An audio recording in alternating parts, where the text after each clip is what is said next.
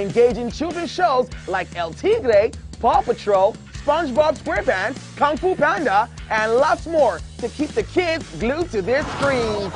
Catch us on Mondays to Fridays at 4 p.m. to 5 p.m. and Saturdays and Sundays from 7 a.m. to 9 a.m. right here on TVC.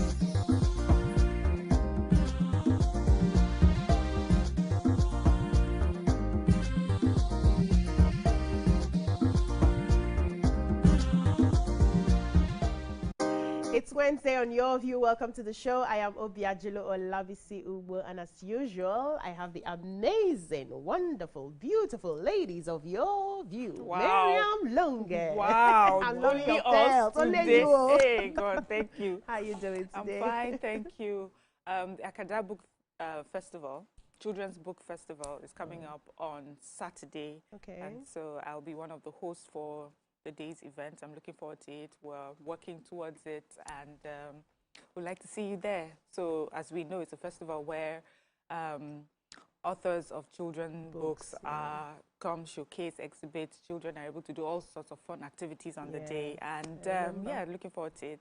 7th year, doing an amazing job. Yes. Well done, well done. And you've been consistent with them too. So you're going to be displaying your books as well, No, right? I'm going there as an author. Okay. As a host, sorry. Okay. I'll be there as a host. Yes.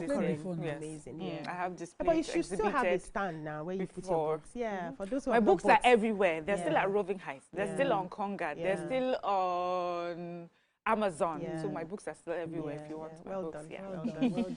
Thank you. Nima Akashat Zibiri. Are we good today? I'm good. Are you sure?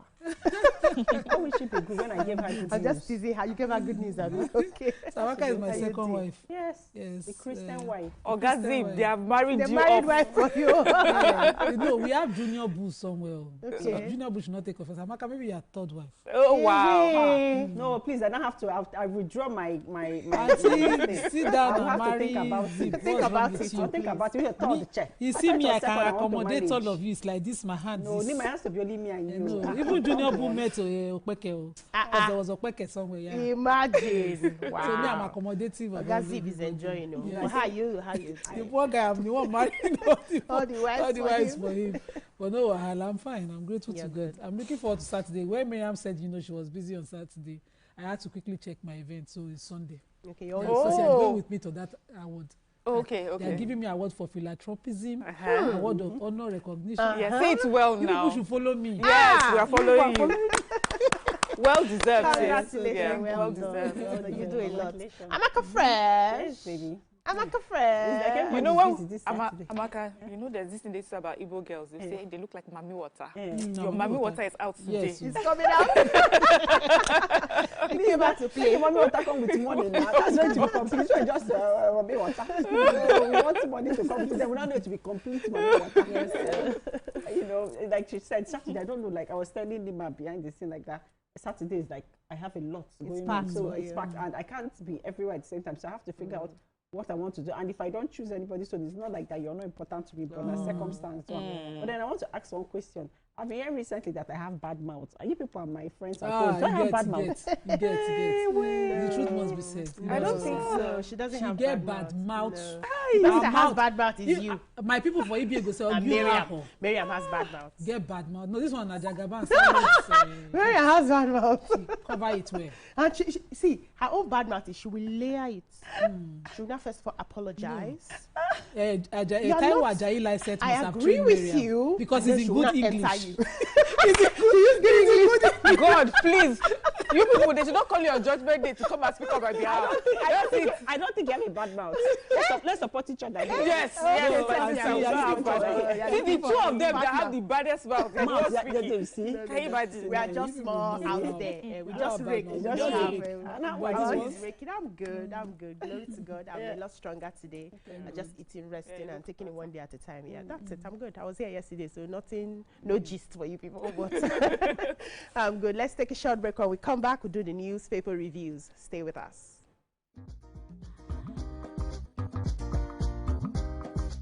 Stay tuned. Your View will be right back.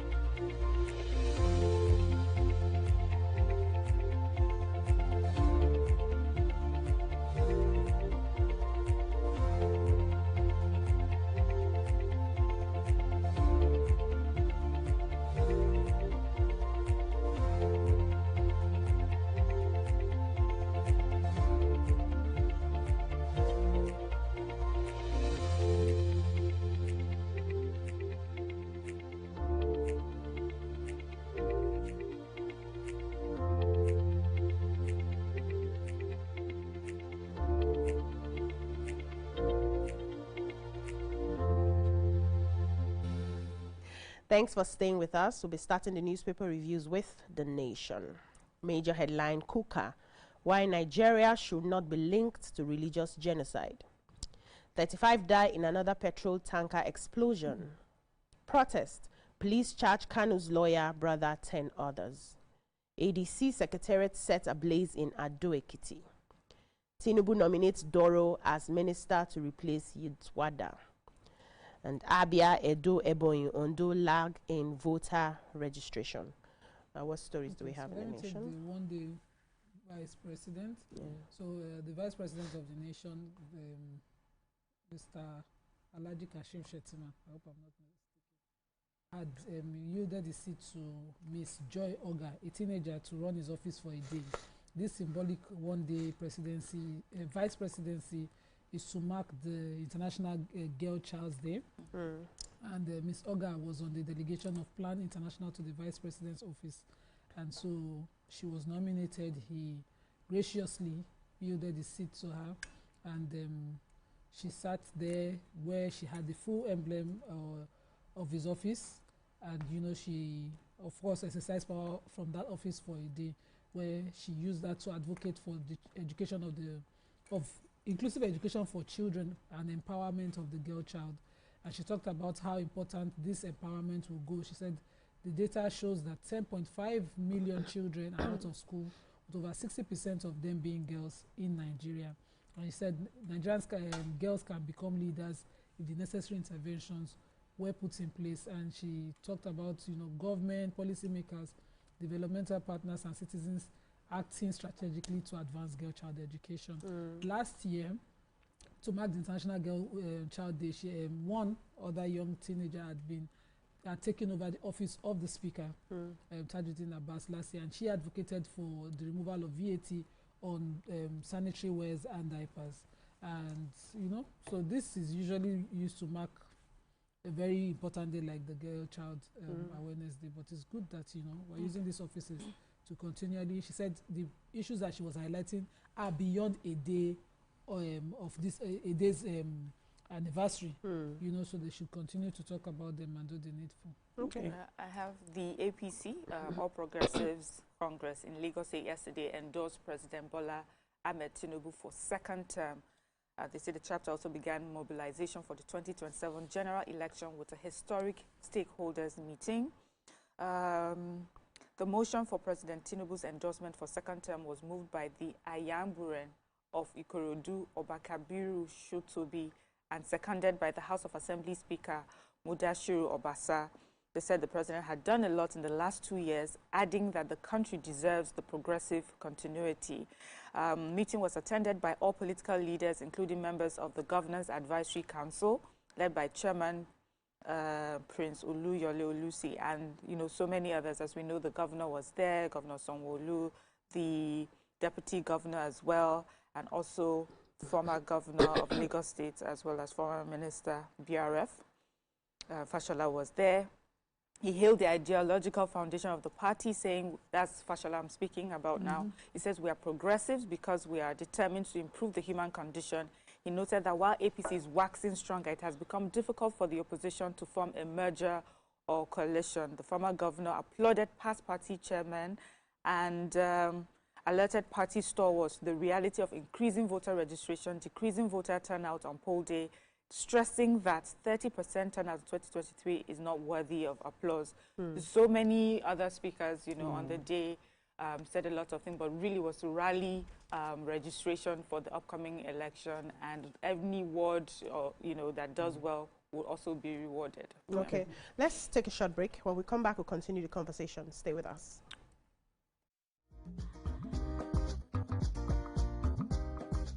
Stay tuned.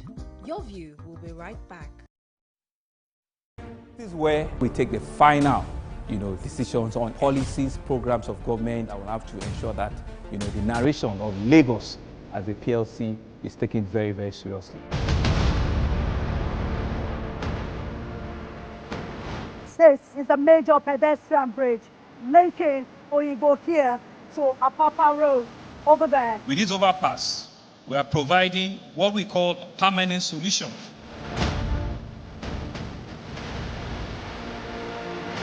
This place is one of the most dangerous areas at the biosecurity environment. This can go into the news and every crimes of your neighborhood. Our goal is to remain as Africa's model megacity, to move our GDP from the 5-6 position to the 3rd position, and we believe is achievable with all the commitments we have. Explore the city of Lagos, where dreams are made and possibilities are endless. I'm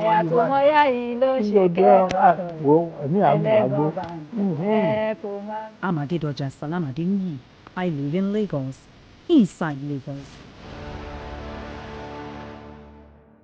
Hey, my people, I greet you plenty. My name is Natika Okeke. My name na Uwi Balogun. My name is Damilola Banire. My name is Moyo Faraway Ahmed. If you also call me Moyo, listen. And this na Abigail. And I dare on top your view pigeon. I'm going to bring you bass, boost. I don't get person will be single mother before. He carry another man show say now my husband be this. Now what you want? After that day, the man you not go see him again. If you snooze, you lose. If you miss this show, you miss out. On top this our show, I not dey gree for anybody. When you dey friend the husband, you not see sign say the guy smart, you don't vex, don't give signs.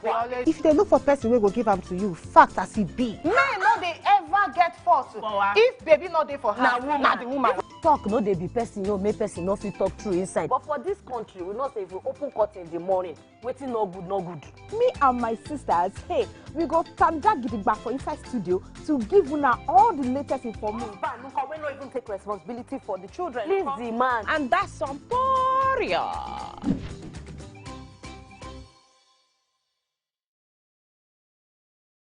Think fast, play smart, win big. Quick Cash, the game show where every contestant gets the opportunity to win money. No long waits, no dull moments. Just quick questions, quick moves, and free cash. Every second counts, every answer pays, and everyone walks away a winner. Are you fast enough for Quick Cash? Scan the barcode on your screen, and you just might get a chance to take your shot at instant fortune. Quick Cash, showing Mondays and Fridays on TVC Entertainment.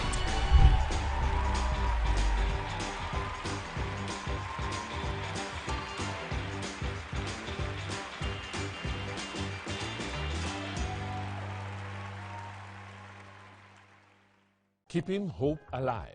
We are the drumbeats that refuse to be silenced. Even when the rhythm falters. We are the green that refuses to fade. And the white that dares to shine. Hope is not a stranger here. It lives in our markets, our music, and our streets. Every dawn in Nigeria is proof that tomorrow is still worth fighting for. Hope is a child in the classroom, eyes wide, with dreams bigger than walls. Hope is the farmer planting seeds in faith, believing in rain and harvest. Hope is the youth unafraid to rise, rewriting the story of our tomorrow. Hope is us, millions of voices refusing to give up on the promise of this land. Nigeria, our independence is not just history. It is a call to keep believing, to keep building, to keep hoping.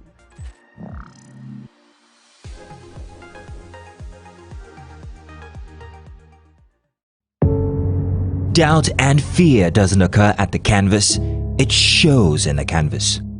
It shows the conation of raw earthen material slabbed, stroked and molded at a pace provided by the doubt and fear.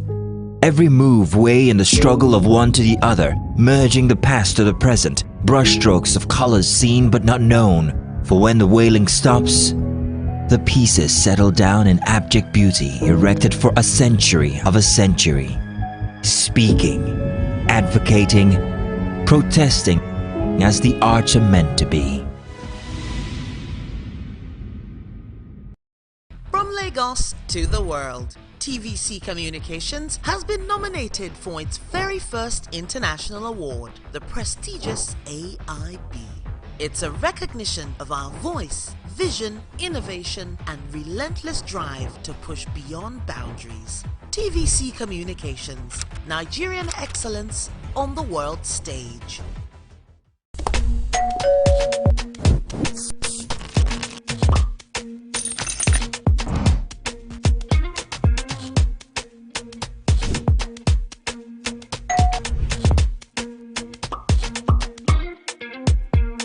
In 3, 2, 1, we are live. Welcome to Splash. I'm on the black carpet, and of course, it's Jubril of Lagos. Well, that's it on Socialville. When I say, I dare fool. You already have Destiny Alpha. I know that. I go shoot on for you. You already know, guys. E-Splash can be the best of entertainment, the best of energy, best of everything you need to get your day going. It's E-Splash every weekday from 12 p.m. to 2 p.m. on TVC Entertainment. I'm Nifemi Oguntoye, news anchor with TVC News. My day is usually busy and it's difficult keeping up with breaking news stories, trending stories, business news, stock exchange and what have you. But with TVC News on WhatsApp, I'm able to catch up with all the breaking news, real-time updates and trending stories on the go, right on my phone, no matter where I am. It's quick, easy and always on. And here you can join us by scanning the QR code or using the link on our X and Instagram. Why wait? Come to the side of news that keeps you ahead. TVC News, first with breaking news.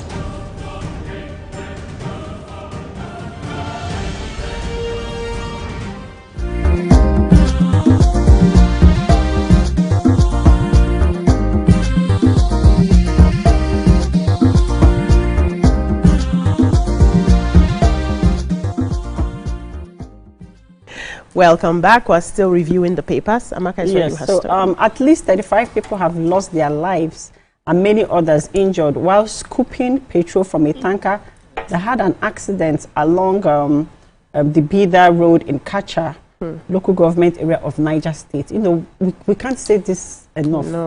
This is so dangerous. It keeps happening over and over again. Well, the spokesperson of the Federal Road Safety Corps, Assistant Corps Marshal Olusegun, has stated that the victims were caught in the fire when the community members came out to scoop the fuel and it ignited, and both properties and human lives were lost. He also said that this happened because there's a section of the road that is really bad, and so many that within the past few months that over 30 tankers has fallen in that particular area. So they are begging the state government to do something about it, because just last week a tanker carrying groundnut oil fell there. The community members again came and scooped all the products from the They're never afraid. Yeah, they're never afraid, and this had happened We have again. to move, yeah. Yes, and the Niger State governor has said that this is sad and that they'll do everything possible to ensure that the road is fixed and that this can Moving on now to the Punch. Lamido Turaki McAfee lead PDP chairman race. Presidency can clash over Christian genocide claim. Niger governor mourns as 35 killed in tanker explosion. We've taken that. Presidential pardon. AGF orders multi-agency probe. Diri delays APC move amid silver. Lokbobiri power talks. Sanwo-Olu Fashola Ambode Lagos APC endorsed Tinubu's re-election. MDA is under fire as federal government probes TSA violations. Hit and run driver kills Lagos director days before retirement. Amoputan resumes next week ahead of Anambra poll. What do we have? The hit and run, very truly sad story. So they say a director of the Lagos State government, Sherifa Talabi, died 4 days before her retirement from civil service and her 60th birthday party. They said that she was knocked down by a hit and run driver while trying to cross the expressway around the redemption camp. Efforts were made to take Miriam, was told your mic is off. Okay. Go ahead. It's okay now. They Yeah, they can hear you. So she was from where? Yeah. So she was knocked down by a hit and run driver while trying to cross the expressway around redemption camp. She was taken to the hospital, unfortunately confirmed dead when she got there. Another source says that she was supposed to retire Monday, October 13th, but the retirement event was now postponed to Wednesday, October 22nd, because they were waiting for the agency's GM to attend. And she had already sent out invitations, everything was ready for her party. But sadly, this happened. Yeah. Wow. That's just painful. Yeah. So painful. Meaning So sad. Okay, another story. Yeah, the federal government, through the Office of the Accountant General of the Federation, has ordered all ministries, departments and agencies to submit their statements of accounts in commercial banks. Remember that the government had said that the move was part of its plan to maintain financial discipline because they were told to stop dealing with commercial banks, that everybody has to deal with the TSA, which is a treasury single account domiciled in central bank. So they said that despite everything that they've told them, they are still dealing with commercial banks, and they should submit their statements of accounts so that they can be sorted. Well, I have the presidential pardon. So the president of the Federation, Asiwaju Bola Ahmed Tinubu, has asked that the Attorney General of the Federation orders a multi-agency review of the proposed presidential pardon list. So following all the criticisms now, the probe of this list will be done by the EFCC, the NDLEA, and the police, as well as the Ministry of Justice under the Attorney General of the Federation, to review the list, the credibility of that list, the character of the list. So this exercise might just not flash that list to have, and that's to summarize everything. Our president is that once there's talk out, he listens. He listens. He's not. He listens. He goes back. Yes, and then he reviews. Daily Sun, a final paper for today. Christian genocide saga. Khan accuses presidency of facts twisting. Kuka begs US. A protest court sent Nnamdi Kanu's brother, 10 others to Kuje prison. Senate recommends life imprisonment for minors defilers. A Supreme Court reserves judgments in Rivers State emergency rule suit. Insecurity, Edo State government to regulate activities of scavengers and scrap dealers. Okpebolo. Federal government's domestic borrowing hit 6.17 trillion in 6 months. Reps probe utilization of 4.6 billion HIV, TB, malaria fund. What do we have in this? So let me take this Kuka story. So the Catholic Bishop of Sokoto Diocese, Matthew Hassan Kuka, has asked the United States to not redesignate Nigeria as a country of particular concern over religious freedom. He said that this would halt ongoing effort to promote dialogue, national healing, and interfaith understanding under the Tinubu administration, following the U.S. Senator's insistence that there's a religious genocide going on here. He was speaking at the launch of the Aid to the Church in Need 2025 World Report on Religious Freedom in the world at the Augustinian Hall, Vatican City.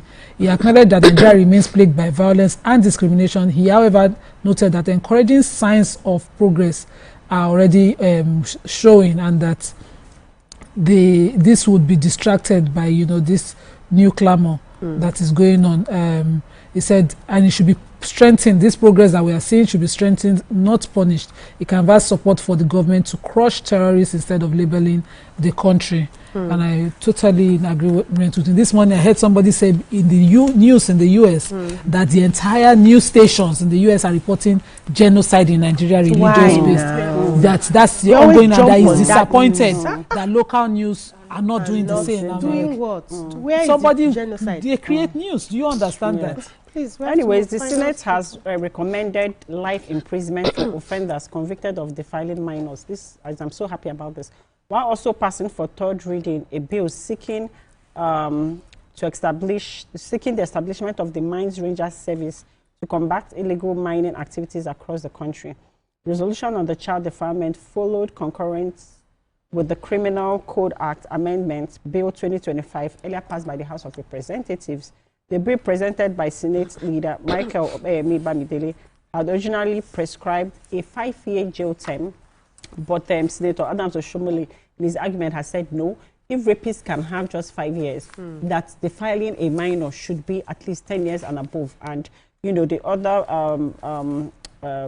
committee members now said, the other senators now said that we agree. Let's push for life imprisonment. So let's see how this goes. But kudos to that. That's great. Thank you so much, ladies. That's all we can take on the newspaper reviews. The show continues afterwards. Stay with us.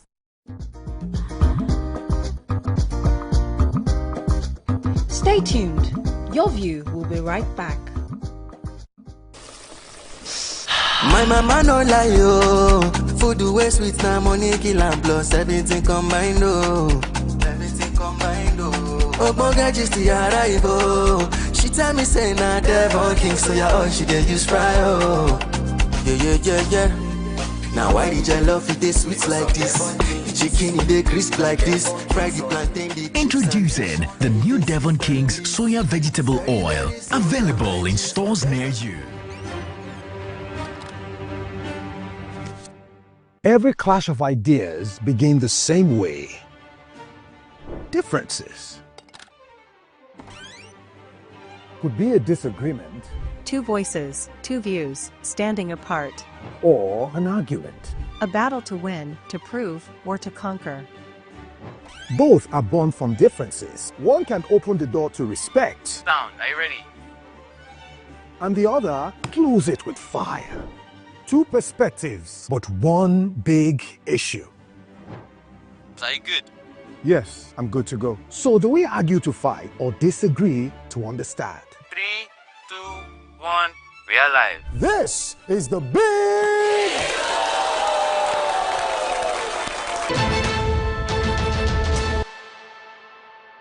Now hope. They carry us. Even when wahala they choke, we stand gidigba. Hope they waka with us for downfall. They gist with us for buka. No matter the gbege, our spirit in no fit scatter. Hope. Now that pikin where they read ABCD and still get ogbonge dream for hearts. Hope, now the mama where they fry akara, we see the reason, say Tomorrow go soft for her. Naija, your freedom na promise. Say hope go always come, no matter wetin happen.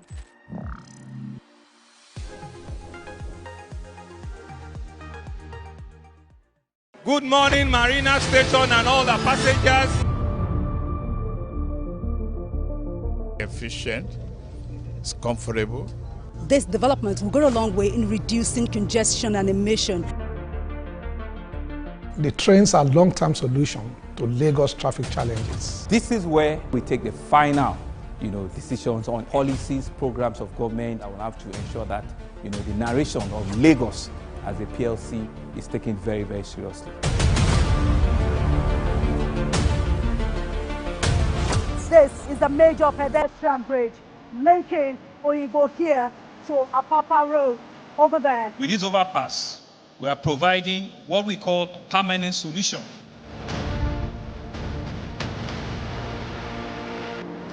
This place is one of the most dangerous areas at the biosecurity environment. This can go into the news and every crimes of your neighborhood. Our goal is to remain as Africa's model megacity, to move our GDP from the 5-6 position to the 3rd position, and we believe is achievable with all the commitments we have.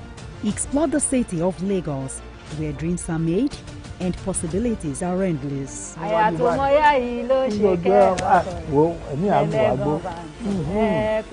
Amadedoja Salamadini. I live in Lagos, inside Lagos. Hey, my people, I greet you plenty. My name is Nachika Okeke. My name is Uwi Balogun. My name is Damilola Banire. My name is Moyo Faraway Ahmed. If you also call me Moyo, listen. And this na Abigail. And I dare on top of your view pigeon. I'm going to bring you bass, boost. I don't get person will be single mother before. He carry another man show say now my husband be this. Now what you want? After that day, the man You no go see am again. If you snooze, you lose. If you miss this show, you miss out. On top this our show, I not dey gree for anybody. When you dey friend the husband, you not see sign say the guy small thing, don't vex, don't give Signs they always. If they look for person we will give them to you, fact as he be. Men no they ever get fault. If baby not there for her, na the woman. Talk no dey be person, make person no fit talk true inside. But for this country, we know say if we open curtain in the morning, waiting no good, no good. Me and my sisters, hey, we go tanda gidigba for inside studio to give una all the latest information. Look, we not even take responsibility for the children. Leave the man. And that's some poria.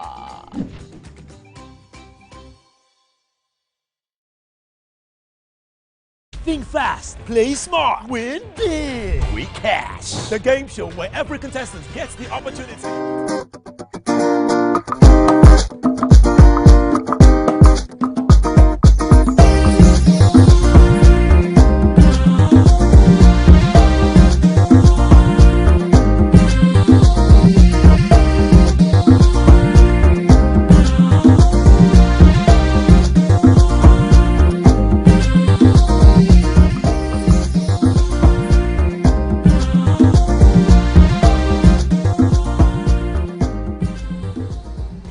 Thanks for staying with us. Joining us on the show is the Managing Director, Nor Takaful Insurance Limited, Rilwan Sumonu. He will be speaking on Nor Takaful Surplus Sharing and Claims Celebration 2025 and the reception of the Takaful model in Nigeria based on his ethics and principles of trust, fairness, and shared prosperity. You're welcome to the show, sir. Thank you for having me. Good morning. So, how does it feel pioneering the Takaful model in non-interest Islamic insurance in Nigeria? Well, thank you so much. And once again, thank you for having me. You're welcome. I think, honestly speaking, it's been a very interesting, fulfilling, and humbling experience pioneering Takaful in Nigeria. Especially considering the fact that we were coming into an industry that was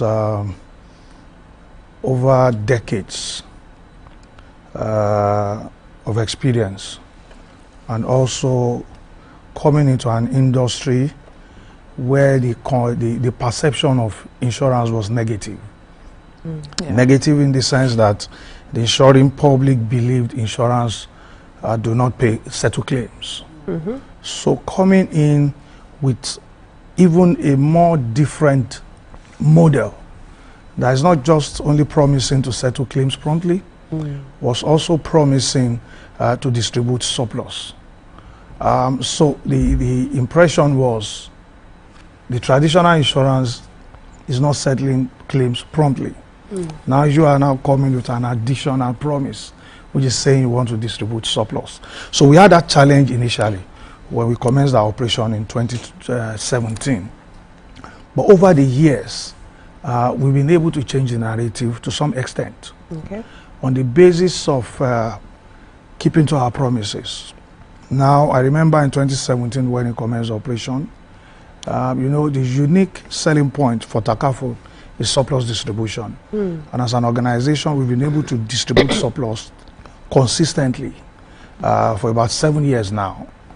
And you know, the market is beginning to see us as people who keep to their promises. As an organization, we pride ourselves as living up to expectations at every point in time. In the area of surplus distribution, you know, like we always say, it's at the tail end of our operations. What has actually kept us going is our service delivery. Recently, what we celebrated was not just surplus distribution, we also celebrated claims payment. I think this will be the first of its kind in Nigeria, as far as the insurance industry is concerned.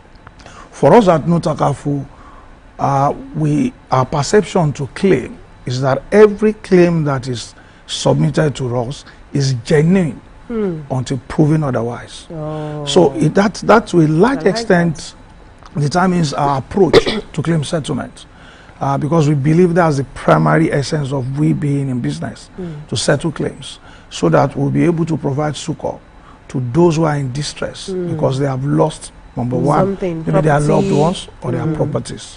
So over the years, like I said, it's been very fulfilling seeing the way Takaful has grown in Nigeria. Well, congratulations on that. So how well has Takaful been able to infuse ethics, you know, and drive inclusivity within its business operations, while, you know, on the basis of the principles of trust, fairness, and shared prosperity? Have you been able to do that? Okay, thank you so much.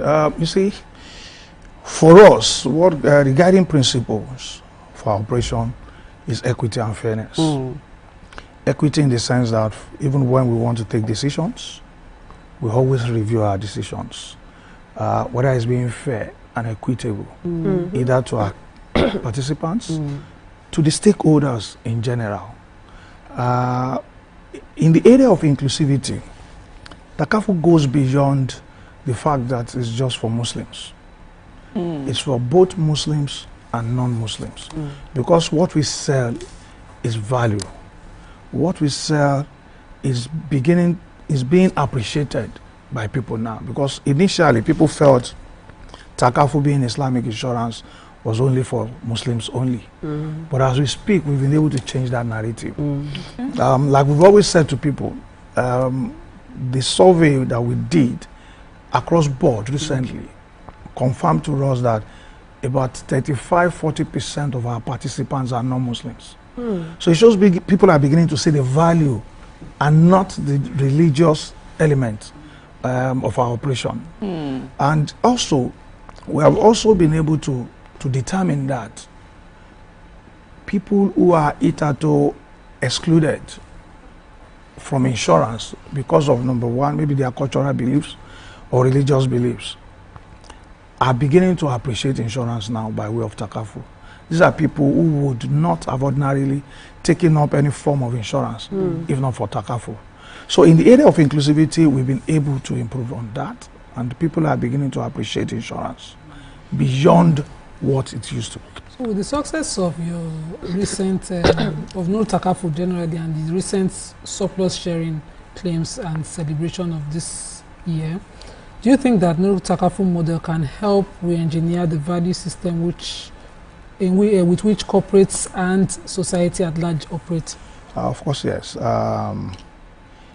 Like I said earlier, if you look at our concept, what our concept is saying, you know, like our slogan says, your win-win partner. Meaning we are beginning to take business beyond winner takes it all. We are beginning to give that impression and pass that information to corporate organizations, for example. In as much as you can make profit, you can also share whatever profit you have with your participants. I'll cite an instance. Like on the basis of the surplus distribution, the message we are passing simply is that, look, you can benefit from insurance either ways. It's either by way of claim settlement or by way of surplus distribution. And how does it work? Now, in the normal insurance, the traditional insurance, was you pay your premiums and there's no claim, that's the end of the contract. But with the Takafu model, we are saying, if there is a claim, we settle your claim. And if you do not submit a claim within that insurance period and the portfolio is profitable, something goes back to you by way of surplus. That's sweet. Yes. So, sir, how would you measure the reception of Takafu model in Nigeria? I know earlier when you spoke, you said that, you know, there are more people who are joining who have now realized that it's just beyond religion. It is something that is available for everyone and people are taking advantage of that. But so far, how would you say the reception has been? Do you think there's room for growth? What are your projections? Of course, yes. If you look at it from 2017 when we started operation, like I said earlier, and we are looking at the growth, I think we are beginning to have more people appreciating Takafu and insurance generally through Takafu. Now, how have we been able to achieve this? You know, one of the major challenges insurance has always had in this country has to do with the issue of trust. Now, at some point, insurance was labeled a legalized 419, where people believe when I pay my premiums, when it comes to the issue of claim settlement, then stories would come up. Now, we've been able to change that narrative over the years. Surplus is just one part of our operations, part of what the model delivers. Like I said earlier, as an organization, we pride ourselves as one of the fastest claim settling organization, insurance company, in Nigeria today. When we started with just about 3 branches. Okay. As of today, we have 7 branches. And the mandate of the board is that we should have presence in the 6 geopolitical zones of Nigeria. Recently, we opened a branch in Enugu. Last year, we opened a branch in Port Harcourt. And the level of acceptability is beginning to improve. Why? Because we've been able to keep to our promises. People are beginning to get endeared to us. When we say we settle your claims within 24 hours, we've been able to achieve that. Recently, we held an event where we hosted our partner brokers. And one of the challenges they've also put across to us is, look, No Takafu, you are doing fantastically well, settling claims within 24 hours. We want you to do better than that. Okay. That's fast. 24 hours? So, Better than that would be what? So we have in-house started challenging ourselves. That look, how do we use technology better to settle claims faster than 24 hours? So to a large extent, we've been able to prove to the insuring public that look, with us you are safe. With us you can go to sleep when you have your insurance plans with us. And the growth is even to us amazing, because if you look at what the company, the gross rating contribution we achieved in 2017 was about 340 something million. As of today, I can say to you that we've grown our business beyond 13 billion naira out of contribution. Year in, year out, we are beginning to see the level of acceptance that Takaful is beginning to receive from the insuring public. And, you know, our intention goes beyond the acceptance of Takaful. It's about acceptance of insurance. The insuring public should begin to see insurance as a partner. As a part of life. As a part of life. As a partner that is willing to give you succor when the time arises. Thank you so much, Real One Sumono, the Managing Director, North Takaful Insurance Limited, for being on the show and sharing with us. We wish you all the best in your business. And insurance is something we've talked about here from time to time. I think many Nigerians need to get involved in insuring their lives, their property, and everything. Let's see how we can grow from there. I would have asked one final question, but there's no time. I will hope to see you often, as you can come and share with us the new things you're doing with technology, with the Takaful Industries and insurance. That's all we can take on this segment. When we come back, we'll move on to the topic for today. Stay with us. Thank you very much.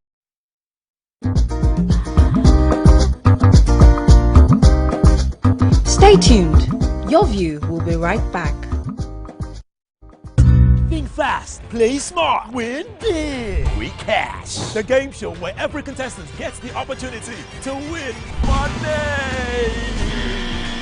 No long waits, no dull moments. Just quick questions, quick moves, and free cash. Every second counts, every answer pays, and everyone walks away a winner. Are you fast enough for quick cash? Scan the barcode on your screen and you just might get a chance to take your shot at instant fortune. Quick Cash, showing Mondays and Fridays on TVC Entertainment.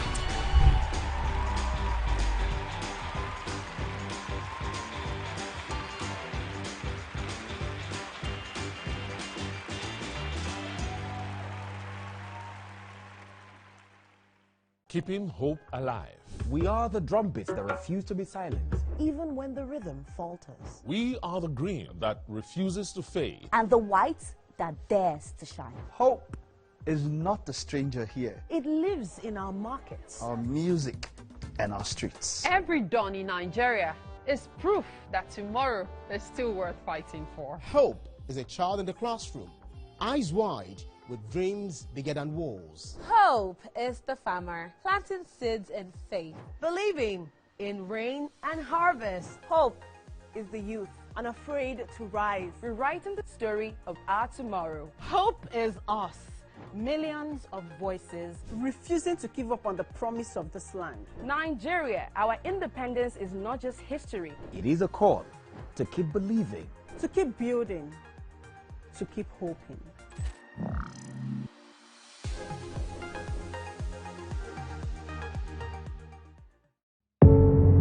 Doubt and fear doesn't occur at the canvas, it shows in the canvas.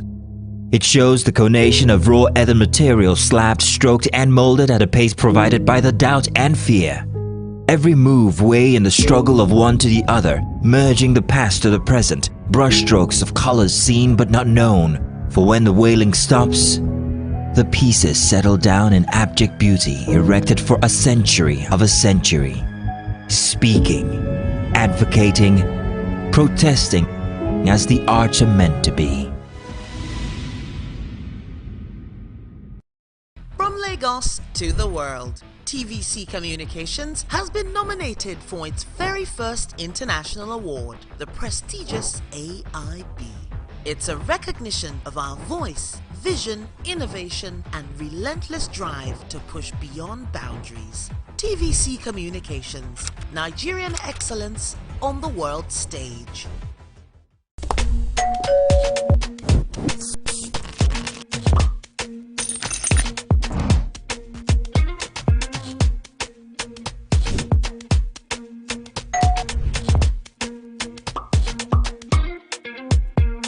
In 3, 2, 1, we are live. Welcome.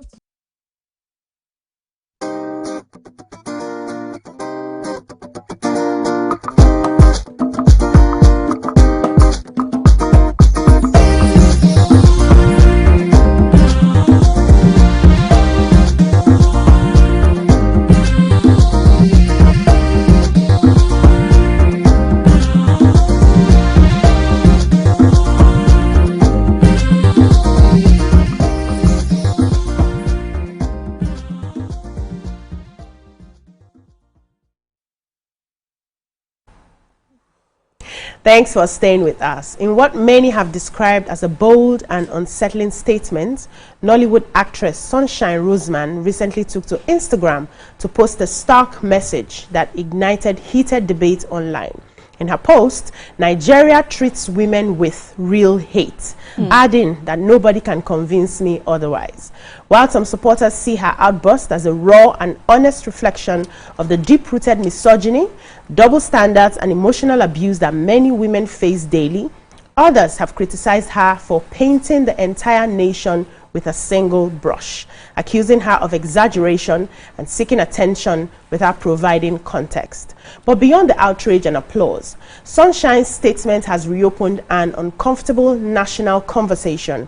Are Nigerian women truly victims of systemic hate, or are we dealing with isolated cases being amplified by celebrity voices? You can join the conversation and call us on 02016352013 or 09024163440 or tweet us at TVC Connect using the hashtag YourViewTVC. Nigerian men have been accused of hating Nigerian women. I don't even know where to start from this conversation, but I would really like that we share our own experiences if we've ever experienced anything in that light, and also get our callers to call in and share their experiences, because you can only talk from what you have experienced and what you have seen around you. It may not be a general thing. It may just be in some places, in some quarters, in some cultures. It may also be general, but because you're only seeing what you have experienced, you don't know of other people's experiences. And that's why I like that we really share some of the things we've seen, we've heard, we've experienced when it comes to men and women in Nigeria. Who's ready to go? Okay. This is a very careful one. Yes. A very careful one. But certain things that we can't deny. It might not be, as she put it, hate. But are there issues? Yes, they are. Because that's why we're asking for an affirmation. What's the word again? Didn't come to my head. What? The seats. What seats at the gender inclusion. When it comes to my head, I would say that, so we have a system that is completely patriarchal. That's not news. And because it is patriarchal because we play a role in how patriarchy is, practiced here. We have our hands inside everything. And when we now say that, women are hated, the role women play, it's something that we now need to be careful of. But the society is not balanced. And that's why you have the feminist movement, the advocates for girl rights talking. There's still a system that has to change. It's almost cultural. How misogyny is, playing in our society.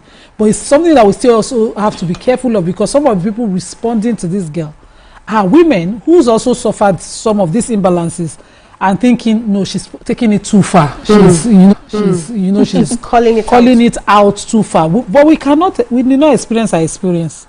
We all have our various experiences. Some people, for instance, anytime I speak with Miriam, she'll be like, "Ma, you survived this? How?" It's news to her. But if somebody was discussing misogyny, and I'll be like, you don't know what I have, how I have coped with it. My birth itself showed how women were treated. My birth in my family as a third girl in a straight row to the extent it's in my native name. I don't put it name except on official documents. But whenever my native name is called, they call me, I'll be like, what kind of hate was happening at the time I was born? Because it took only my parents celebrating the birth of their child because they had a girl.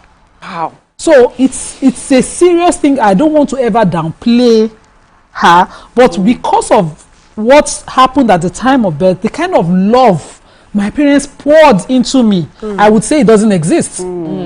Because apart from the story that they tell me, personally, they made sure it wasn't my narrative. I didn't grow up to feel because I was a girl, I was reduced. My father used to say that my girls must inherit.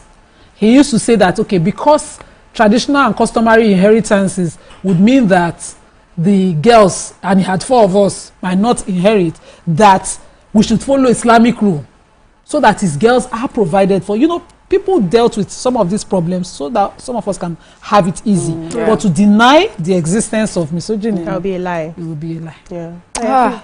I love the way you put it, because, you know, it is so true that there is, that we daily face, you know, misogyny in one form or the other. But it's not a Nigerian thing, right? I think it's a global thing. And I feel that in different parts of the world, at different levels, people have found ways to work towards changing that story and informing men to do better, and we see it. And even in Nigeria, you know, I see how we use our platform, people in their homes, in schools, you know, the way we are raising our boys. There is a difference in mindset. Some things that used to be so commonplace, you know, where you say a woman and immediately you just think she's less than. Men don't think that anymore. Like, it's not the first thought anymore. Now you're driving a car, for example, some 10, 15, 20 years ago. They think whether you like it or not is not your car. It's somebody, you know. So we have those things, and then we're seeing change. But do we still struggle with it in some way? Yes, we do. Recently, I saw a video, and this is an Oyinbo person in her Oyinbo land, talking about how men are raised. And she says she noticed that men were actually raised to hate women. And she describes it, she says, when a man is being raised, when he's born, what he's being told to be a man is, don't be a woman. Don't be a sissy. Don't cry like a woman. Don't show your emotion like a woman. So anything that is not a woman is a man. So they make you feel as a man growing up that to be anything like a woman is weak. And the only time you are meant to enjoy a woman is when you go to her for intimacy. You get what you want, you sow your seed, you have your children, and then you move away. Do you understand? So she feels, you know, she was saying that obviously men are being raised to hate women, that the essence of a woman for them is hate, you know. So we have to do better in the way that we're raising our boys. So I'm saying this because I want us to know that it's not just a Nigerian thing. It's just the way the world is, the history where we're coming from. Whether we like it or not, there used to be a time that women were just part of the furniture. They were like pets. They were like animals. You owned them. You used them to your pleasure or displeasure. You discarded them when you were ready. But we have come a long way. And every tradition, every country, every community in its own way, you know, we see different. I have had my own share of, not personally, in fact, I would say my mom, you know, I lost my father and my father's, you know, relatives. I had a grandfather, and they did not show up for us the way they should have. And the story is they listened to the father, the man of the house, you know, and for me, it felt like you just showed hate towards a mother and her children, you know. So I experienced that through my mom. We experienced that because my father had a house he had built before he died. He had property, he had things which were all taken away from her because who is she? You know, she was just a woman. If it was the other way around, if she had died, nothing would have been taken away from him. Maybe more would have just been added to him, you know. So we have seen that. Do we still see people go through that till today? Yes. But I don't think, I hope, and I believe that it is not as widespread as it used to be. But sometimes, you know, you go through something as a young girl, you know, and it just reminds you, you're going to work, you're trying to network and everything, and all of a sudden they pigeonhole you into those words, prostitute, you know, fine, yes, and you know, those sorts of things, and then it reminds you again that so I'm not enough. I'm at this table. I applied for this job just like you. I earned it. I worked hard, and still you just look at me and say, you're just a woman. So yeah.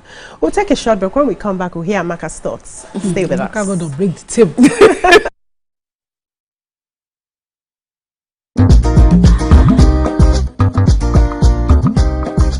Stay tuned.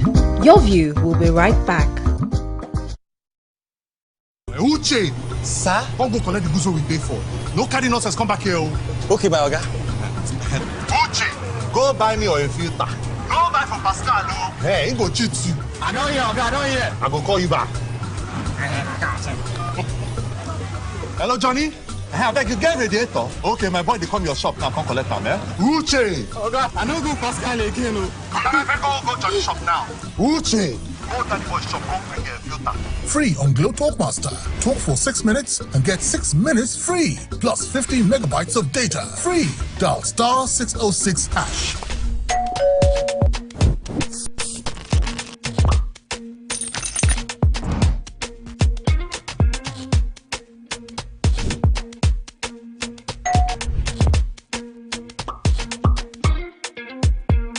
In 3, 2, 1, we are live.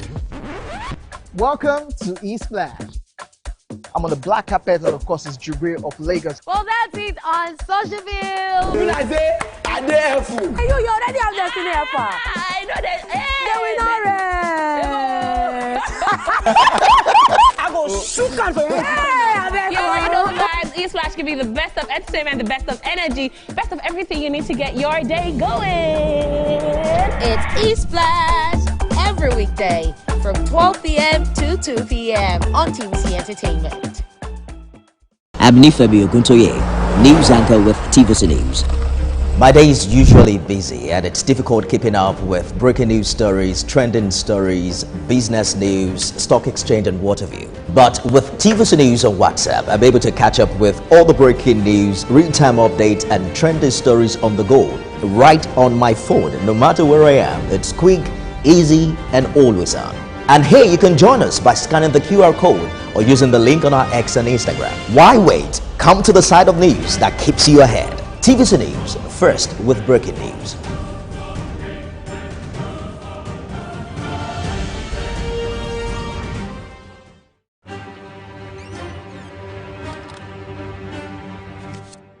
Every clash of ideas begin the same way. Differences could be a disagreement, two voices, two views, standing apart, or an argument. A battle to win, to prove, or to conquer. Both are born from differences. One can open the door to respect. Sound, are you ready? And the other close it with fire. Two perspectives.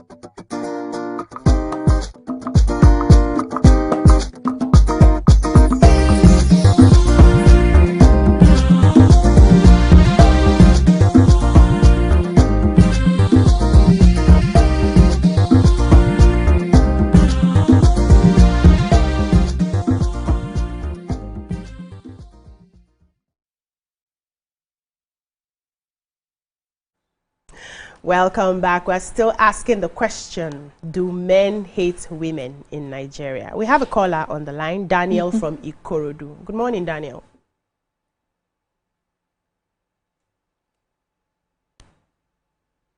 Daniel, are you there?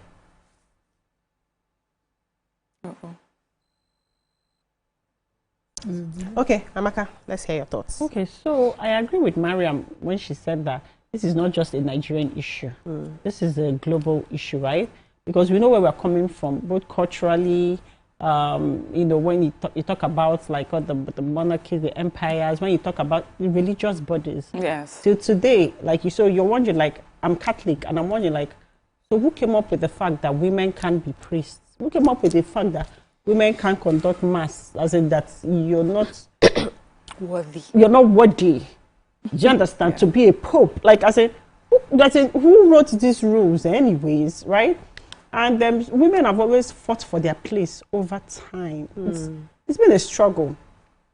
But then the word hate, So I can sit down here and say, the word hate is too much, as in it's too deep. But then I didn't have her own experience. She's speaking from a place of her own experience, and her experience is valid. And her point is valid, because I always say on this table that we're a product of our experiences and our environment. I can sit down here and say, okay, maybe from my upbringing and my environment, I've not really suffered this, because I'm an Onitsha woman. And in Onitsha, where I'm from, women have a place, women have a voice, women, you know, you can do whatever you want to do. You're a woman, the men give the women the backing in Onitsha. So I grew up with that mindset and within my own immediate family circle. But you find out that in the workplace, as an oil and gas lawyer, you find out that you're in a male-dominated sector and you constantly fight for your place. And you go through that all the time. Because when people, like I said on the table one time, like, I stopped wearing contacts during the week at work. I work during the week to readjust because it made me look more unapproachable. Because when people see, the first thing they're looking at is the face, and then they feel like you don't have something upstairs. And then I'm constantly trying to prove myself and to shut you down and let you know that it's not just the face. There's something up. I'm constantly being put on that too. Why my male counterpart to prove myself? Why my male counterparts don't have to do that? And then why do you think it's okay to constantly keep hitting on me? What makes it feel like I wake up, I come out, and then I just want to be like that's too much. So women were constantly. So you can say there's a hate, or why do you think it's okay to perceive a woman that way? And when a woman tries to defend that, she comes out as being aggressive. She comes out as being, crude. Or why are you shouting? Why are you in a setting? Why are you asserting yourself? Why are you unfriendly? Because you're dealing with something. A woman deals with something. Why are you difficult? Why are you difficult? Because you're constantly dealing with something the next person is not dealing with. So I can understand where she's coming from in terms of hate, because I don't know her experience, but her experience is valid, whatever it is. What I've said is, but this is not just a Nigerian issue. This is a global issue, because I don't understand how, even in politics in Nigeria, this is 2025, how many women have been given that? It's as if that they're deliberating, giving us a chance, giving us a seat at the table. Why? Yeah, so we have another call on the line, Joseph. Joseph, are you there? Yes, I'm there. Okay, good morning. Morning. Good morning, everyone. How are you? Hello? Yeah, we can hear you. Go ahead. Good morning. How are you doing? We're doing amazing. Thank you for asking. Come again with the question. I didn't get that as well. Women, we're asking the question, do men hate women in Nigeria? Yeah. One could, what women does most of the time, some women, what they does made men to hate them. Okay. Number one, the way women dress nowadays, they can be hated for that, some they dress half naked, and some the way they behave, the character shows whether they hate them or not. To me, yes. The answer is yes. Because of what they do. Do you hate women as a Nigerian man? Because of the character and behavior. Some of them, not all, anyway. He said some of us. Some of you hate women. Okay, based on their behavior, based on and how they dress. Yeah. You see, that's where the problem yes, but let me break this a bit, because I've heard everything and I absolutely agree with you. Being somebody who was born in a home where they were expecting me to be a boy. Probably I had kicked so much in the stomach, and they were expecting it was a boy that was coming. Traditional scan. Traditional scan, and they said it was a boy, and a girl came. And I was told that my father walked in and he said, it's a girl, and he hissed and walked away. He didn't go back to the hospital till my mother came home. Whoa. I was told by my grandmother. He also confirmed it himself. And he explained himself that he was the only son of his mother. And so in his head, he was expecting a brother, And then when he was a woman, he just hissed. What if his mother that hissing? To him? That hissing stayed with me for a very long time. Like I grew up feeling like I didn't matter. And when I also saw the treatment that was being meted out to my siblings, my brothers, when I finally had 3 brothers and myself, I was the only girl of my father. And I saw the difference in treatment from both my father and his different stepmothers per time. He also reaffirmed that feeling that I was nothing, right? So I absolutely understand where she's coming from, and I get it. But we have also seen in this world that it seems like women have an upper hand. So aside from those very strong political representation, let's take for Nigeria for instance, you know, in other climes they are a lot better. Women, they fought the battle to get to that point. You know, we see that women tend to have more support. Women tend to bloom fast. When it comes to the workplace, depending on the industry, and a woman is getting there and a man is getting there, as long as you are presentable as a woman, you tend to get more favors. Everything a man is doing is because he wants to gain the attention of either one woman or plenty women. They are working hard. They are able to buy the cars, the clothes. They dress up for women to see them. So it seems like, on one hand, we have where women are, I wouldn't use the word hate, I would say disrespected. It means more that way than just saying outright hate, because men cannot do without women. So I wouldn't say hate, but I'll say we are not respected. We're not giving that that placing that we ought to have by their side or beside them, or however. We're not giving that, right, because of patriarchy. But we still have our own things, and men are doing everything to gain our attention. So there are certain industries you go to, it's tilted somehow, and I'm wondering how do we categorically say that men hate women when women So let me go back to the story I had shared earlier about the lady who was saying that men are raised to hate women, and the only time you know that they are the only time you know they are that it's a positive is how they are is how they get women. Let me go do a bit and take Blessing, and I come to you. A Blessing is on the line. Good morning, Blessing. Blessing, are you there? Hello, yes, I'm.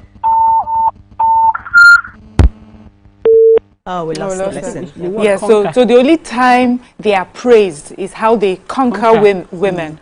So what you have just described is a man doing everything to conquer a woman. So he gets the woman, they are hailed, bad boy, see you. You hear fathers, their teenage boys are running around women and they're excited. Let their teenage girl try it. Do you understand? They're encouraging it. So for them, that is a sign of your masculinity. So they are not really doing it for you. Exactly. They're doing it for themselves. Yes. I like that. Yes. It's an ego trip. Yeah. But then we've moved on from, this. Let's talk about social or career success for women. Okay. We've moved past where our mothers were. Look at every industry today. I mentioned that all unit heads. In fact, let me be careful. I met about 3 unit heads in Lagos under the Federal Road Safety. And I, over the phone, met another one, and they were all women. So we've moved past where in those days only men could lead. Women are doing well leading, but we need that in governance. So I was talking about the affirmative action, 35% affirmative action for women across, governance, and the gender bill, the women bill that had to, women rights bill that failed at the House because of our ways of looking things. Yes, this exists. But there's this imbalance also across gender. I don't like the generalization of hate. There's an imbalance. There's an imbalance. Better. Sometimes when the girl advocates were doing their job, when we were in primary school, we did not wake up to it that, they were moving for more girl rights and that boys were now suffering, from a lack of, advocates for their rights. True. I had my son before I joined a boy advocate group. Before I became aware, opened my eyes to how badly Nigerian boys were also being treated. And so when this clamor starts, everybody moved attention. So we all moved. There's International Day for the Girl Child. More count them. Mother's Day. Like 7. Yeah, Wives' Day. International Day for the Girls' Child. Side Chicks Day. March is a Girl Awareness Month.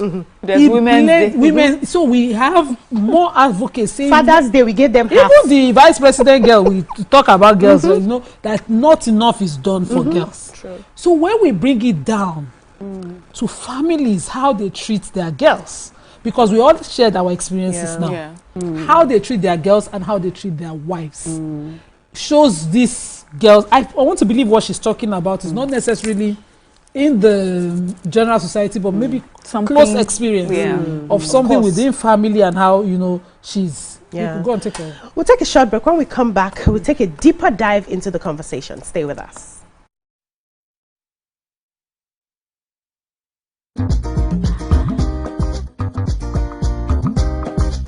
Stay tuned. Your View will be right back.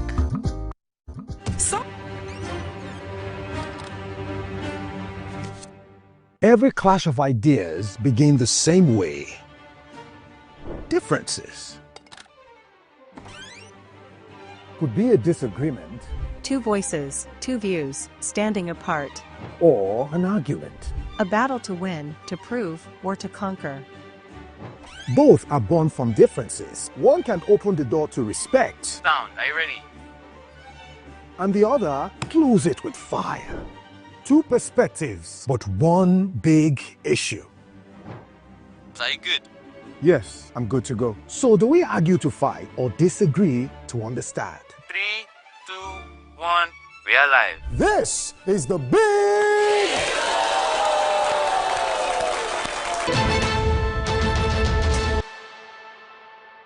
Now hope. They carry us. Even when wahala they choke, we stand gidigba.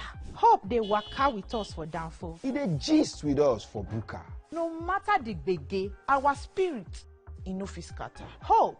Now that pikin where they read ABCD And still get ogbonge dream for hearts. Hope. Now the mama where they fry akara, we see the reason say Tomorrow go soft for her. Naija. Your freedom na promise. Say hope go always come, no matter wetin happen.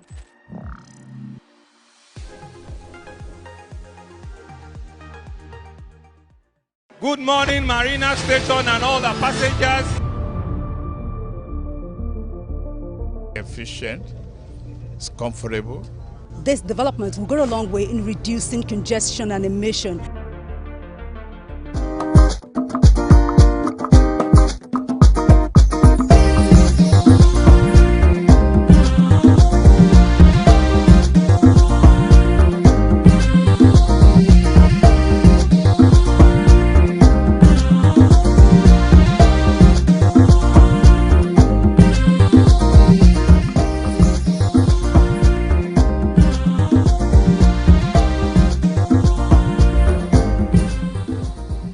Welcome back. Do Nigerian men really hate women? You were telling us so. I was saying that her experience most likely will be very close.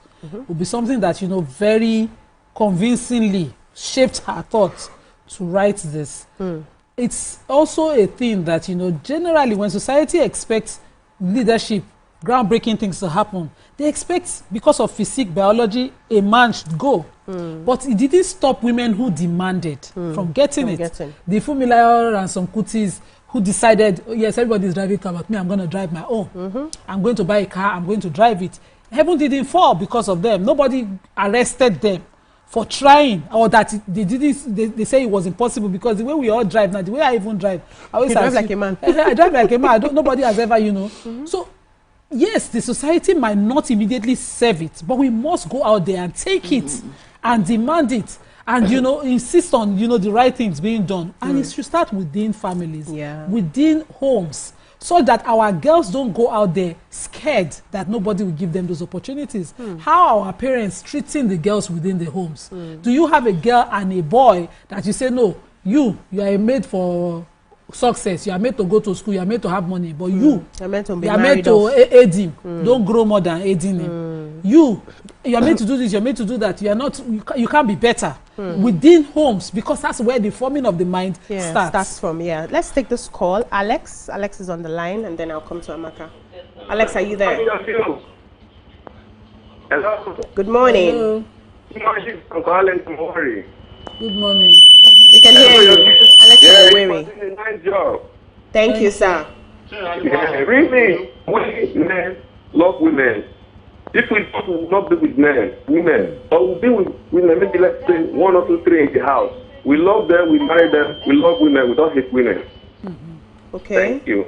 Oh, thank you. We love women. We don't hate women. So, Amaka? so you notice that society has always pitched women against one another. Bam. Push again. You know, like it's easier for them if you need something done, pitch them, let them fight, just stand, and then when they are done, let them do the dirty work for you, right? And when you look down history, it's always been like that.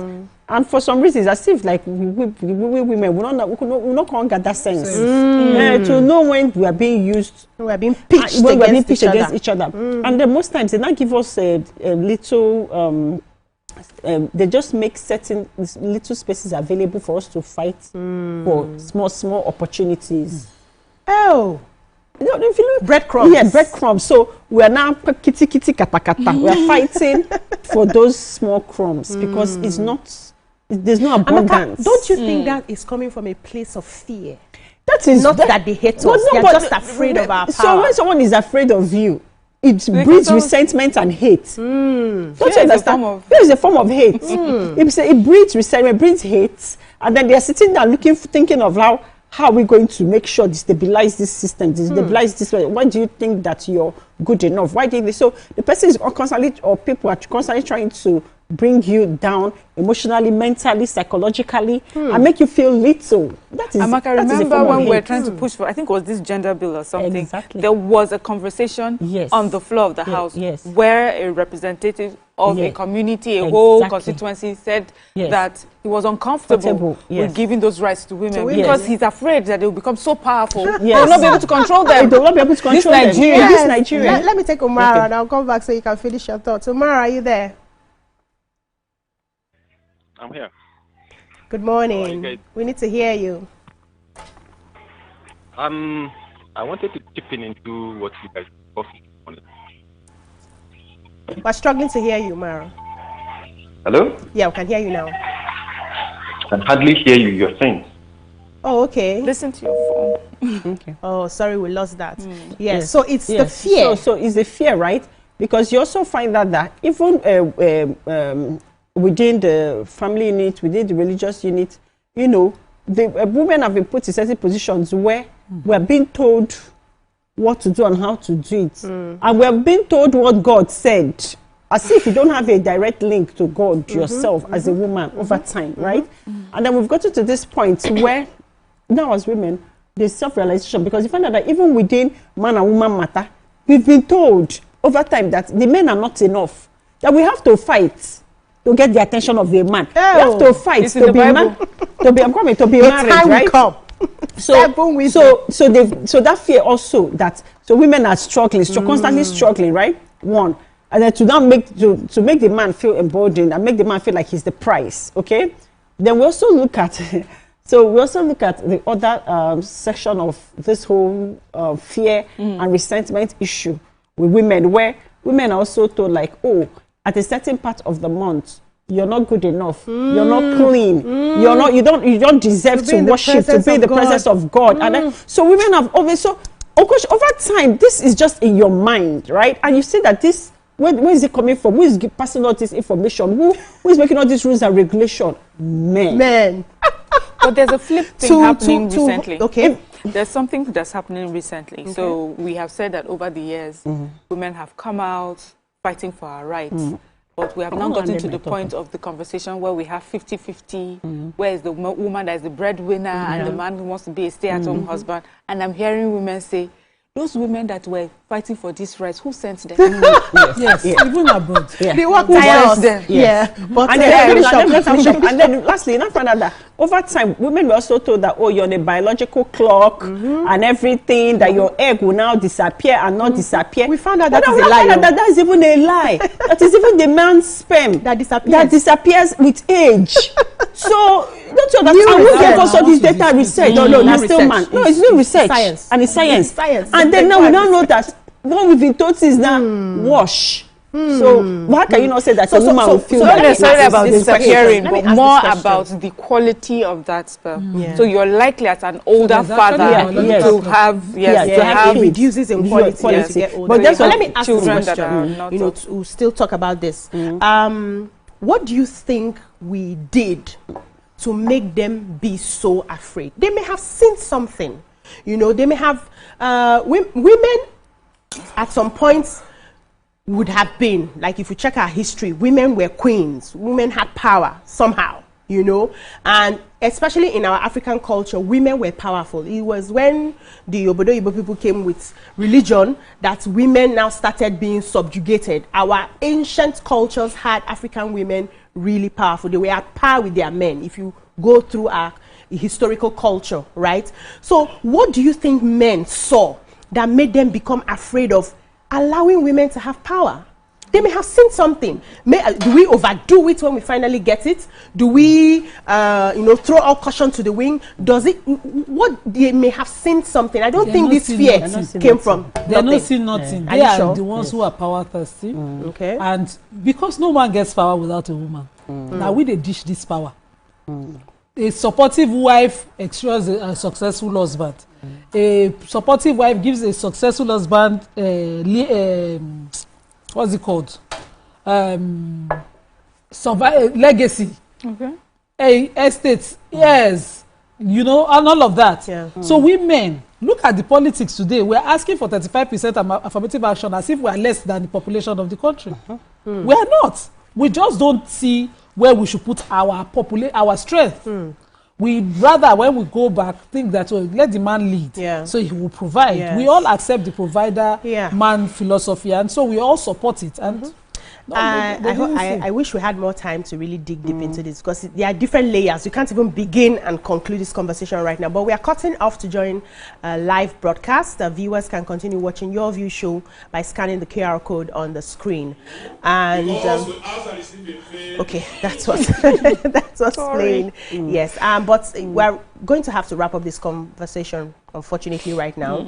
I don't think the word is as deep as hate. Hate is an emotion, so it may still be right. Hate is an emotion, but it's fueled by something on the line, which we are beginning to identify as fear and many other things that we don't have time to talk about today. But I think we need to do better in terms of raising our children to understand that we are all whole. None is weaker than the other. Everybody would just need to be raised at the same time. And also pay attention to our young men, because everything now is tilted towards empowering girls. We are forgetting that we have boys as well that they're going to be meeting in the society. That's all we can take on this segment. When we come back, we have a special guest waiting to join us. Stay with us.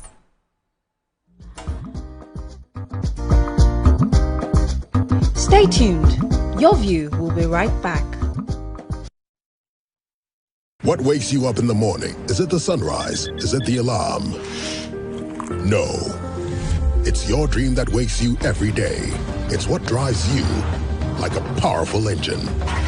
That's why you start strong every day with a rich, creamy taste of Nescafe Original 3-in-1. Carefully crafted from selected coffee beans. You are on your hustle, and you won't stop until you succeed. Start strong. Finish strong.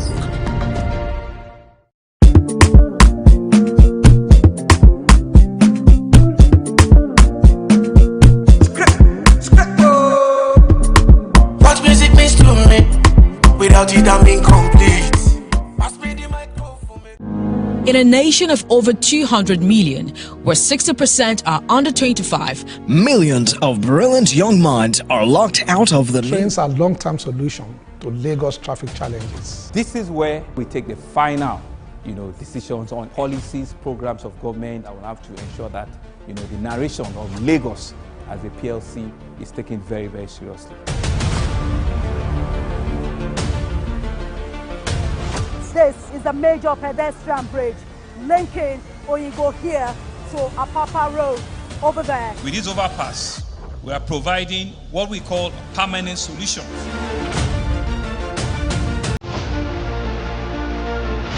This place is one of the most dangerous areas at the biosecurity environment. This can go into the means and every crimes of your neighborhood. Our goal is to remain as Africa's model megacity, to move our GDP from the 5-6 position to the 3rd position, and we believe it's achievable with all the commitments we have. Explore the city of Lagos, where dreams are made and possibilities are endless.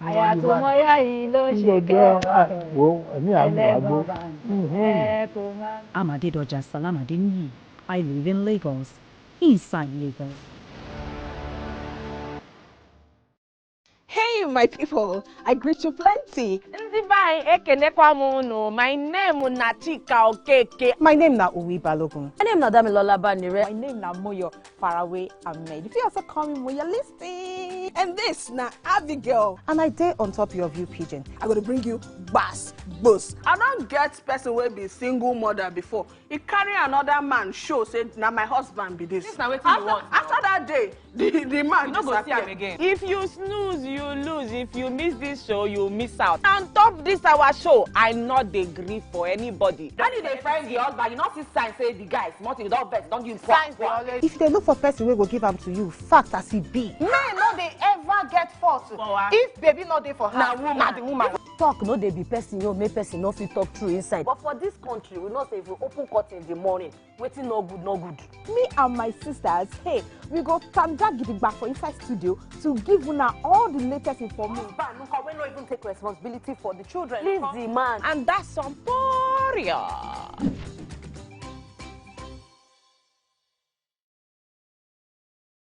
Think fast, play smart, win big. Quick Cash, the game show where every contestant gets the opportunity to win money.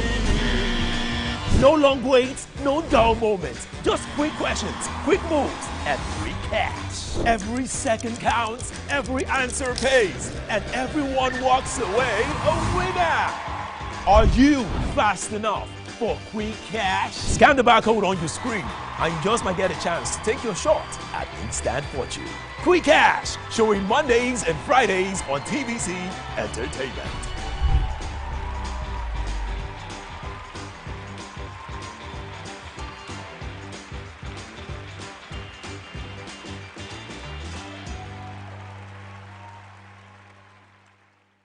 Keeping hope alive.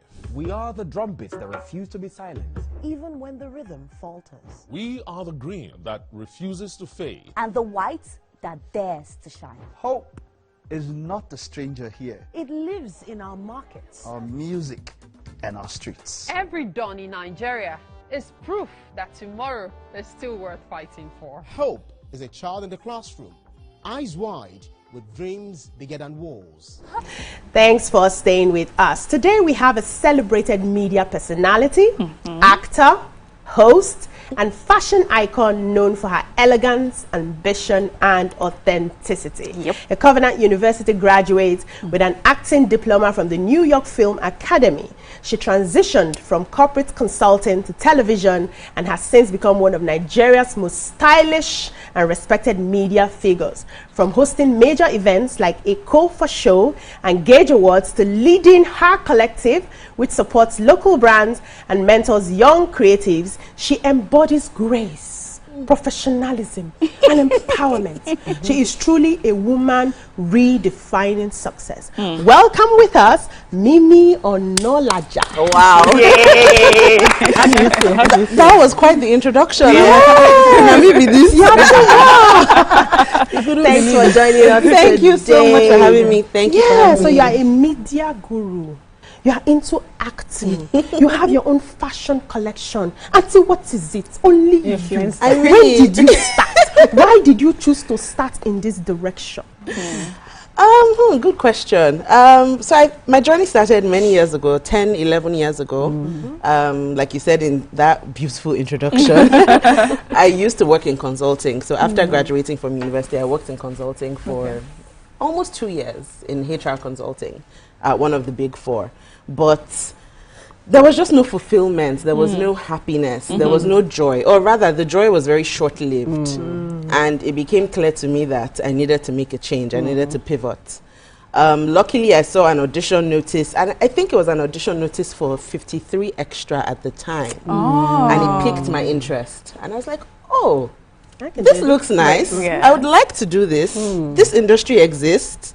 You know, so I did a bit more research, quit my job, spoke to my parents, quit my job. We need to hear that. Oh, yeah, 1,000%. Luckily, they were very supportive. Okay. And then I went to the New York Film Academy and did an acting diploma, an acting for film diploma, and came back home, and the rest is history. Wow. Well done. Amazing story. I see that you're quite the influencer. You know, influencing for this, influencing for that. Please, how did that start? Like, was it pre-COVID or after COVID, or with this social media, this day of social media? Like, how has it been, the journey of influencing? The journey has been an interesting one, and I think more interesting because I didn't set out to do it. I honestly was just wearing my clothes. I've always liked clothes, and I've always liked to dress up. And I honestly was just dressing up and going to work. So I started out working with Ebony Live TV, hosting a few shows on Ebony Live TV. And because of the nature of the job, it gave me a lot of opportunities to dress up. So I like to dress up and I like to take pictures. So I dress up, take my picture, put it on Instagram, and I guess I started to grow a following. People started to appreciate my style. And from there, the money started to come in. Luckily. Tell us about the money part. I mean, obviously, I love your style. You know, I see you online once in a while, and you know, I find you quite interesting, and I've just wondered, because you exude so much confidence, you know, and I used to wonder, like, was this something you were born with? Is it something you grew into? What were the experiences in your life, or who are the people in your life that encourage this confidence that you exude? Was I born with it? Good question. Because when I think back to my childhood, I was a bit shy. And a word that people used to describe me a lot was reserved. I got it a lot growing up. You're very reserved, you're very reserved. And I guess I still have a bit of that in me.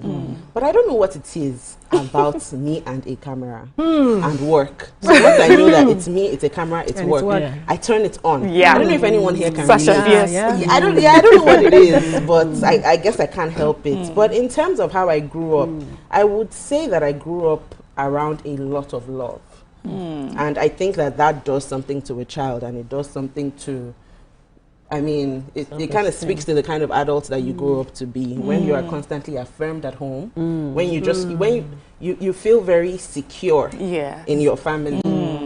I feel like naturally you grow up to be a confident person. So shout out to my mom and dad. Your parents. I like that because, you know, that sallies with our earlier topic on, you know, whether misogyny is real in Nigeria, whether women were hated in Nigeria. But you are someone with so much achievement in this space of PR, media, and the young girl watching today who is thinking, they hate all of us, so let me not even try. You know, I would like that you give a little to how this has shaped you.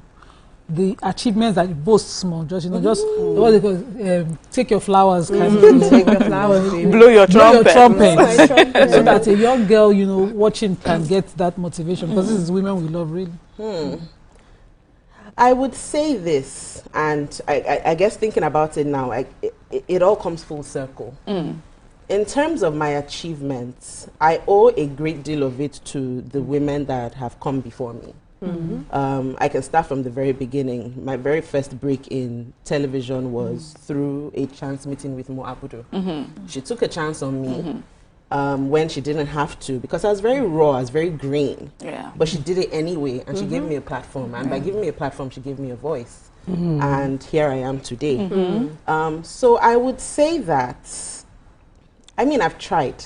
You know, it's been a good career, and there's still so much more to come. Women have lifted me up, and my intention is to lift up as many women as I can. Amazing. So I hope that, I mean, any young girl that is watching me and watching this conversation right now, I hope that by looking at me and looking at what I've been able to do with my career, and how much I've been able to grow over the last 10 years. I hope that you are inspired to do the same. I mean, I want you to truly, truly believe, like you have to actually believe that you can do anything and everything you set your mind to. It's real. You actually can do it. It might be a bit difficult, and it might take you a little bit of time, but be patient, stay the course, be consistent. and you will get there. Wherever your there is, you will get there. Okay, so if you were to speak to your younger self or write a letter to your 18-year-old self, what would that be? What would you tell her? The biggest thing I would tell her is to be bold. Like I said, I was very reserved, or quite. Let me use the word quite. I was quite reserved, and I'm not complaining. Again, I believe very much in destiny, and I really believe that your life is your life, and you're where you're meant to be. But I do think that I could have done some things a lot quicker, or achieved some things a lot faster if I was bolder. Yes. But Mimi, you've talked about women in your life, women giving you a voice. And, you know, just as I referred to the first topic, do men hate women? In the industry that you practice, do men look at you and say, I beg, I need a man. A woman can't do this. Have you or you have this because you're a woman, just or because, or do you get privileges because you're a woman? Good question. I feel like things like that will always come up, right? So here's the thing. I do think that by nature of this job, I think it favors women. Yes. And I don't know what it is about us. Maybe we're warmer. Maybe we're more personable. I don't know. But I feel like... How about the way we look? Maybe the way we look as well, you know? We're easy on the eyes. Yes. Yeah. So it does favor women. So I will say that for sure. And I mean, when you think about acting, the acting side of things, again, by nature of what acting is, you need women and you need men. So you can't, even if you wanted to be misogynistic and you wanted to, you have to only work with men, you have to work with both. So I think that the industry is generally a level playing field. It's a leveler. Yeah, it's a leveler. So there are not as many naturally occurring chances for men to display their misogyny. Or their hate. This industry. Or their hate. Or their hate. Thankfully. Okay, let me pause you there. We'll take a short break. When we come back, we'll wrap up the conversation. Stay with us.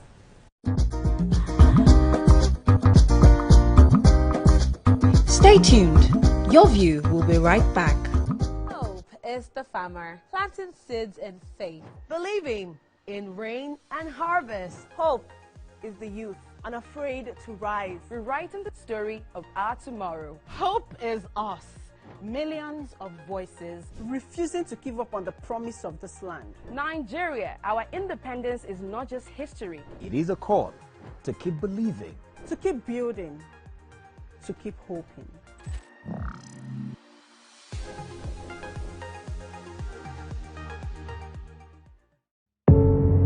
Doubt and fear doesn't occur at the canvas, it shows in the canvas.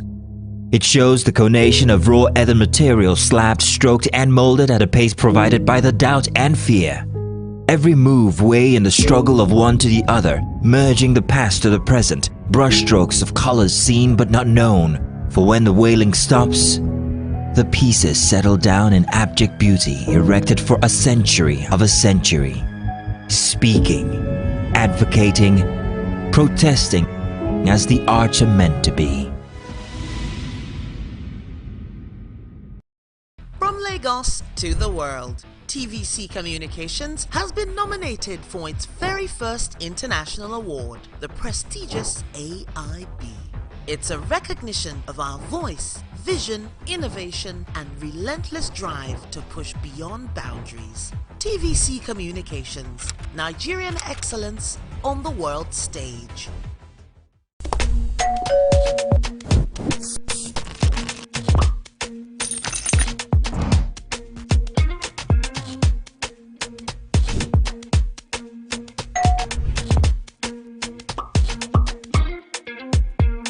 In 3, 2, 1, we are live.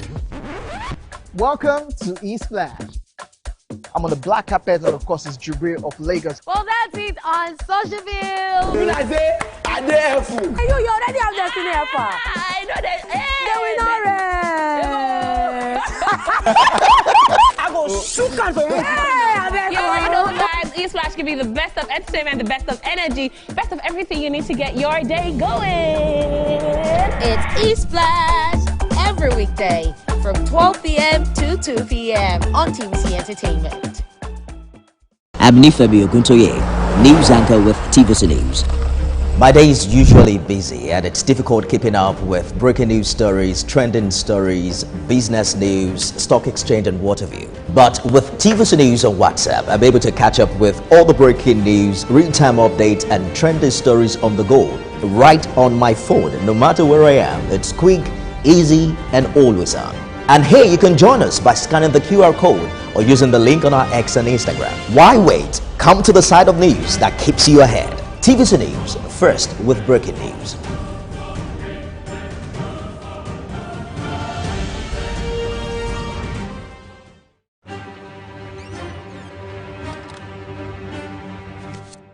Every clash of ideas begin the same way.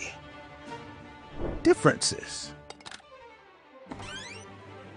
could be a disagreement. Two voices, two views, standing apart. Or an argument. A battle to win, to prove, or to conquer. Both are born from differences. One can open the door to respect. Sound, are you ready? And the other close it with fire. Two perspectives, but one big issue. Are you good? Yes, I'm good to go. So do we argue to fight or disagree to understand? 3, 2, 1, we are live. This is the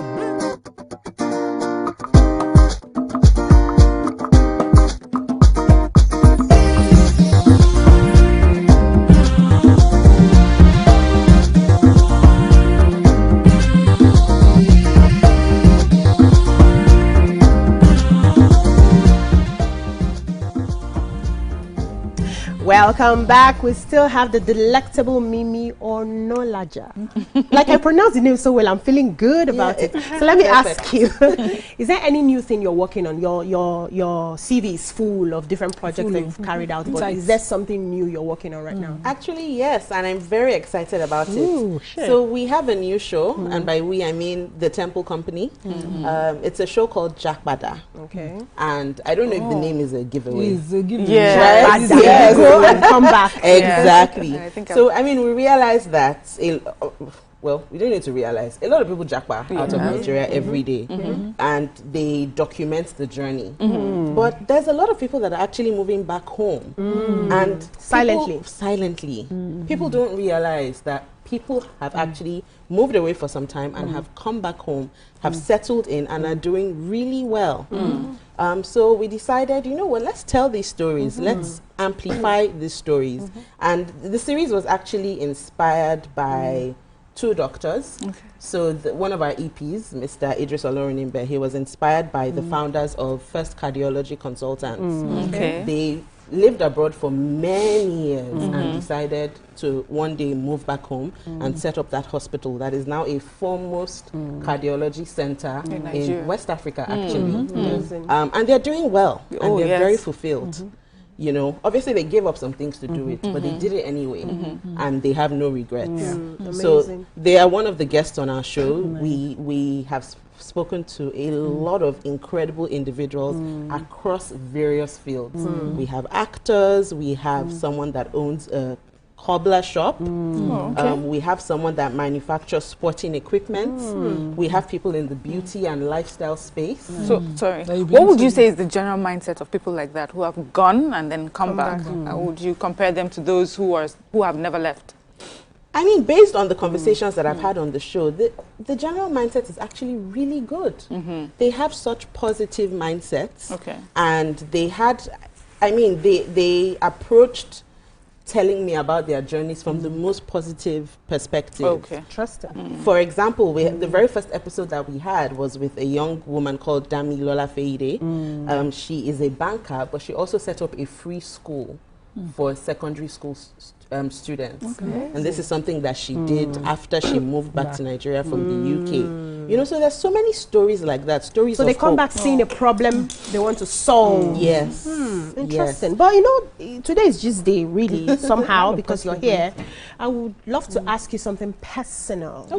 Because we, the ladies here, we are elderly, maturedly, some people, right? And we like to know, are you dating? Do you have somebody? Is there anybody there? I should have known. The way your face was. I should have And how do you navigate your, love life with all the things that you're doing? Tell us. I mean, in terms of how I navigate, she's waiting for the gist. Yes, I am. In terms of how I navigate my love life, I just do it, right? Okay. But there's somebody. No, right now there isn't. Right now there isn't. Okay. But in terms of past relationships, I just do what I do, right? I don't know that there's a different rule book. Yeah, I navigate it as my heart leads, and I hope for the best. Are you taking a break from love? I mean, I'm on a break right now, but it's not because I decided I want to take a break. You're open. What's your spec? Okay, our viewers, take a look. What's my spec? Because you'll be shocked. You'll be shocked. There we come. What's your spec? Welcome. What is my spec? Yes, let's know. What's your spec? Welcome. My spec is a kind person. Okay. That is my number one spec. Okay. An ambitious person. I like an ambitious man. Okay. I like a passionate person. Okay.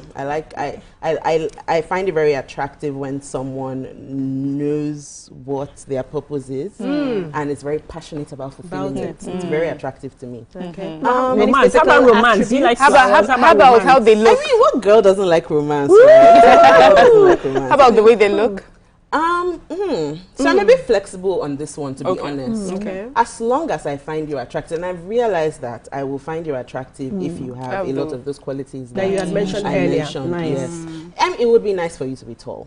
Dark. Not necessarily. You could be dark, you could be light. Okay. But just it would be nice for you to be easy on the eyes. Did this have to change because of age, or were you always attracted to other qualities aside from the physical attributes first?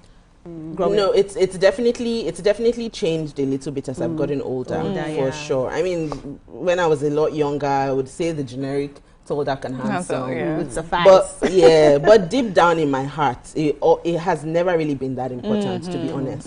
Yeah. See, when Nima is smiling and we have to go. Are we bringing this one as romance? No, do you want to join us? Because when she's smiling, it's always sweet. Our home is a lover girl. You can contain her. Yes, you want another wife to join this. It's a matter that is saying it. You know me, I'm No, that's a controversial question. Would you like to be a second wife or third wife? No, you wouldn't. Okay, all right. Thank you so much, Mimi Onolaja, for joining us today and sharing. We usually bring women on Wednesdays who are doing amazing in their different fields of endeavor to celebrate them and get them to inspire viewers. And thank you so much for joining us. Thank you for having me. And my beautiful ladies, my co-housewives. Miriam is not included. Is this two people that are doing co-housewives? Yeah, I'm in a class of my own. You see, today we have big mommy. Yes, darling. It's big mommy stuff. Hey, what will I eat this Thank evening? you so much. That's all we can take on the show today. I hope you guys enjoy the show as much as we did. Join us tomorrow for another interesting one. Bye-bye now. Bye.